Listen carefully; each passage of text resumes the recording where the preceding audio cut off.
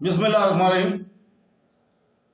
دوستوں، بہنوں، بھائیوں، بزرگوں، آج ہم عباسی خلافت کے 9ویں خلیفہ نے اپنے دور حکومت میں بغاوتوں کی کس طرح دبایا تھا، اس کا بیان کر رہے ہیں۔ معتصم کی زندگی کے آخری مہینوں میں پہلے یہ خاص مبارکہ کے تحت فلسطین میں بڑے پیمانے پر بغاوت شروع ہو چکی تھی۔ المعتصم نے جنرل راجہ ابن ایوب الظہری کو باغیوں کا مقابلہ کرنے کے لیے بھیجا۔ جب الوثیق برش سے اقتدار آیا تو اس نے ابن بیاس کے خلاف الحدری کو روانہ کیا، جس نے دمشق کے گرد کسا قبائل کے بغاوت کی قیادت کی۔ اس بغاوت کا المبارکہ کی بغاوت سے قطعی تعلق وضع نہیں ہے۔ قبائلیوں کے درمیان اختلافات کا فائدہ اٹھاتے ہوئے الحدری نے جلدی ابن بیاس کو شکست دی اور پھر جنوب کا رخ کیا اور رملہ کے قریب المبارکہ کی افواج کا سامنا کیا۔ یہ جنگ سرکاری فوج کے لیے ایک فیصلہ کن فتح تھی۔ المبارکہ کو قیدی بنا کر سامرا لایا گیا، جہاں اسے جیل میں ڈال دیا گیا اور پھر کبھی اس کے بارے میں نہیں سنا گیا۔ تخت پر آنے کے بعد الوثیقی خالد بن یزید الشیبانی کو آرمینیا کے شورش زدہ صوبے کا گورنر مقرر کیا گیا۔ ایک بڑی فوج کی سربراہی میں خالد نے کاورات کی جنگ میں مقامی مسلمان اور عیسائی شہزادوں کی مخالفت کو شکست دی۔ اس کے فوراً بعد خالد کا انتقال ہو گیا، لیکن اس کے بیٹے محمد انشمانی نے اس کے بعد عہدہ سنبھالا اور اپنے والد کے کام کو جاری رکھا۔ موسم بہار 845 میں ایک اور قبائلی بغاوت پھوٹ پڑی۔ ایک مقامی قبیلہ بنو سلیم مدینہ کے ارد گرد بنو کنانا اور بہلیہ کے قبائل کے ساتھ تنازع میں الجھ گیا تھا، جس کے نتیجے میں فروری یا مارچ 845 میں خونریز جھڑپیں ہوئیں۔ مقامی گورنر صالح ابن علی نے ان کے خلاف باقاعدہ فوج بھیجی۔ فوج کے ساتھ ساتھ مدینہ کے شہری لیکن سلیم فاتح یاب ہوئے اور دونوں مقدس شہروں کے ماحول کو لوٹنے کے لیے آگے بڑھے۔ نتیجے کے طور پر منع میں الوثیق نے اپنے ایک ترک جرنیل بغات التکبیر کو معاملہ سنبھالنے کا چارج دے دیا۔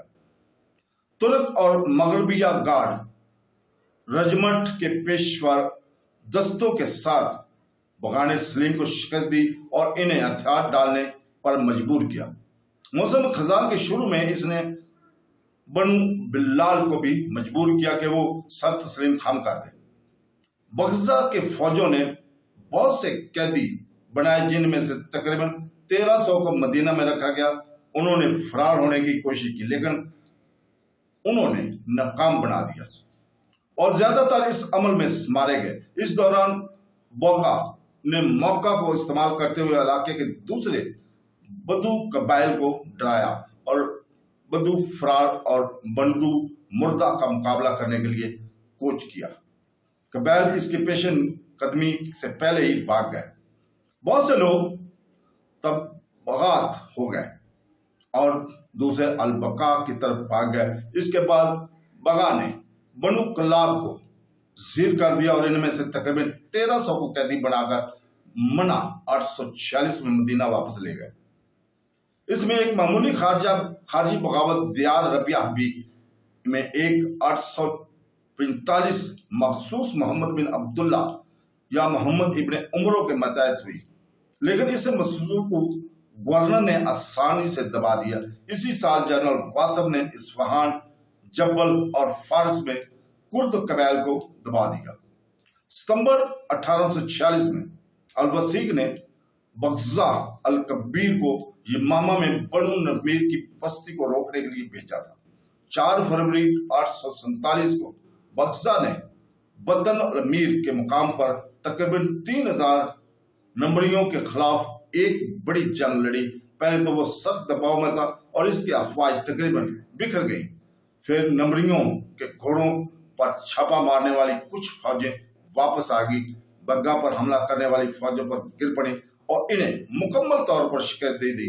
ایک رپورٹ کے مطابق 1500 تک نمبری مارے گئے۔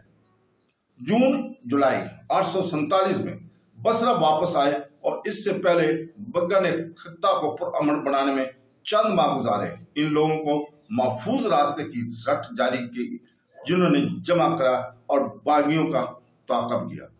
तो दोस्तों, कल हम इंशाअल्लाह ताला हम मुतज़ल्ली और खिलाफत अब्बासी के 9वें खलीफा के दौर में अल-ख़ज़ाई के नाकाम बगावत को बयान करेंगे इंशाअल्लाह ताला।